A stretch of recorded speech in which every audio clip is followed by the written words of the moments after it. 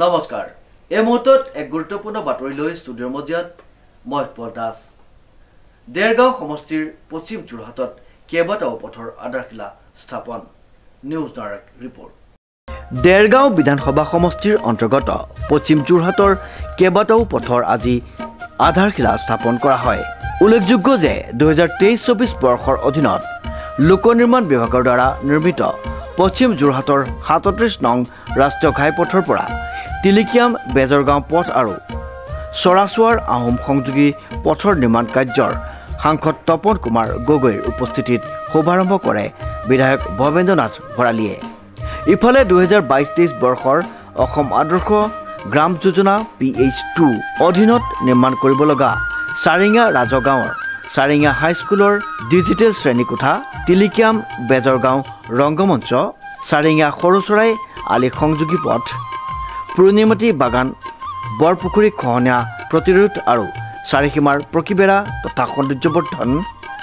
ধাপকটাৰ জগদীশ পথ মেলিঙাল নৱনিৰ্মিত নামঘৰ সংযোগী পথ সৰুহুজ বুবু দাস সোণালী পথ আৰু ফণীধৰ দাস পথৰ একে স্থানতে আধাৰশিলা স্থাপন কৰে বিধায়কগৰাকীয়ে তদুপৰি টেকেলা গাঁৱৰ পৰা খুটাৰ গাঁও সংযোগী পথ কমাৰবন্ধাৰ পৰা বাহেক গাঁও সংযোগী পথ ফুকন আলিৰ পৰা ৰাজখোৱা চুক আৰু প্ৰগতিশীল যুৱ সমাজৰ পৰা দিগন্ত পুথিভঁৰালৰ পথ টিঙিমৰা কুমাৰ গাঁৱৰ পৰা চুগাৰ মিল সংযোগী পথ লহপহীয়া পৰ্বতীয়া গড়কাপ্তানি পথ পিজলিচুক ষ্টেডিয়ামৰ পৰা সন্ধানী ৰংগমঞ্চ হৈ ৰজাঘাট নলিয়াচুক পথ আৰু দামৰিচুক বৈৰাগীবাৰীৰ পৰা সৰুচৰাই ঘৰফলীয়া সংযোগী পথৰো আধাৰশিলা স্থাপন কৰা হয় উক্ত সমূহ কাৰ্যসূচীত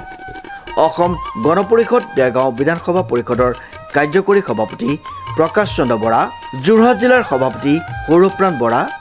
সম্পাদক গৌতম দলে তথ্য প্ৰযুক্তি সম্পাদক মনোৰঞ্জন গগৈ বিজেপি ঢেকৰগড়া মণ্ডলৰ চিত্ৰৰঞ্জন দাসৰ লগতে অসম গণ পৰিষদ আৰু ভাৰতীয় জনতা পাৰ্টিৰ কৰ্মী সংশ্লিষ্ট বিভাগৰ বিষয়া কৰ্মচাৰীৰ লগতে স্থানীয় ৰাইজ উপস্থিত থাকে প্ৰশান্ত গায়নৰ ৰিপৰ্ট নিউজ নাও।